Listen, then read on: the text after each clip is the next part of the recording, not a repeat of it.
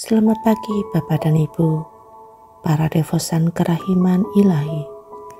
Bacaan hari ini dari buku harian Santa Faustina, nomor 331 sampai dengan 333. Oh, sungguh karunia yang amat besar memiliki seorang pembimbing rohani. Orang dapat maju dalam keutamaan dengan lebih pesat. Ia dapat melihat kehendak Allah dengan lebih jelas, memenuhinya dengan lebih setia, dan dapat menempuh jalan yang aman dan bebas dari bahaya. Pembimbing rohani tahu bagaimana menghindari batu-batu yang dapat menghancurkan. Memang agak lambat Tuhan memberi rahmat ini kepadaku, tetapi aku sangat bersuka cita karenanya, sebab aku menyadari bagaimana Allah mencondongkan kehendak-Nya kepada keinginan-keinginan pembimbing rohaniku. Aku hanya menyebut satu kejadian di antara ribuan kejadian yang telah terjadi atas diriku. Seperti biasanya, pada suatu petang, aku mohon kepada Tuhan Yesus untuk memberiku butir-butir renungan untuk keesokan harinya. Aku menerima jawaban. Renungkanlah Nabi Yunus dan perutusannya. Aku bersyukur kepada Tuhan, tetapi aku mulai berpikir dalam hatiku, betapa berbedanya topik itu dari topik-topik yang lain. Tetapi dengan segenap jiwaku, aku berusaha merenungkannya. Aku mengenali diriku sendiri dalam pribadi sang nabi. Dalam arti bahwa seringkali aku juga berusaha mencari dalih terhadap Tuhan. Dengan mengatakan bahwa orang lain akan melaksanakan kehendak kudus-Nya dengan lebih baik daripada aku. Dan aku tidak memahami bahwa Allah dapat melakukan segala sesuatu dan bahwa kemahakuasaan-Nya akan lebih nyata kalau alatnya lebih sederhana. Allah menjelaskan hal ini kepadaku dengan cara sebagai berikut. Petang itu ada pengakuan dosa komunitas. Kepada pembimbing rohani jiwaku, aku membeberkan ketakutan yang mencekam aku karena misi yang aku terima. Dan untuk misi itu, Allah menggunakan aku, alat yang sama sekali kurang memadai.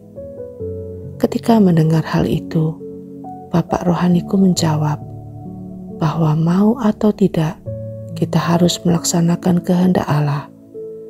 Dan imam itu menunjukkan kepadaku Nabi Yunus sebagai contoh.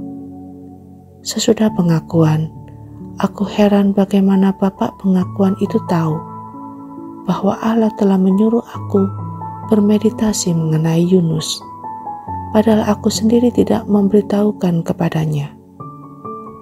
Kemudian aku mendengar suara-suara ini. Apabila imam bertindak sebagai wakilku, ia tidak bertindak dari dirinya sendiri, tetapi aku yang bertindak lewat dia. Harapannya adalah harapanku. Kini aku dapat melihat bagaimana Yesus membela wakil-wakilnya. Ia sendiri masuk ke dalam tindakan mereka. Kamis, ketika memulai ibadat jam kudus, aku membenamkan diriku dalam sakratul maut Yesus di Taman Zaitun. Maka aku mendengar suatu suara dalam jiwaku. Renungkanlah misteri inkarnasi. Dan tiba-tiba bayi Yesus tampak di hadapanku, bersinar-sinar memancarkan keindahan.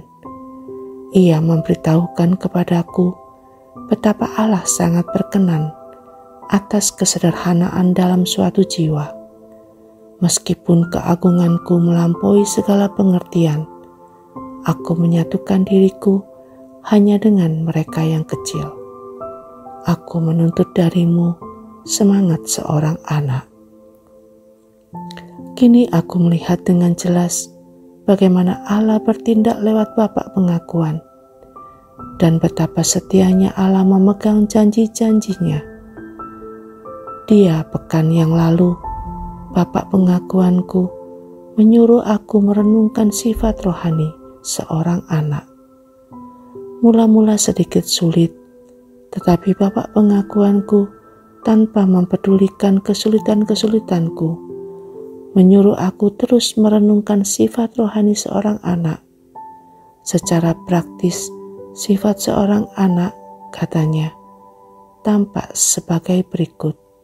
Seorang anak tidak mencemaskan masa lampau ataupun masa depan. Ia asik menggunakan waktu yang sekarang ada. Saya ingin menekankan agar ciri rohani seperti seorang anak ini ada dalam diri suster. Saya sangat menekankannya. Yesus, Engkau andalanku.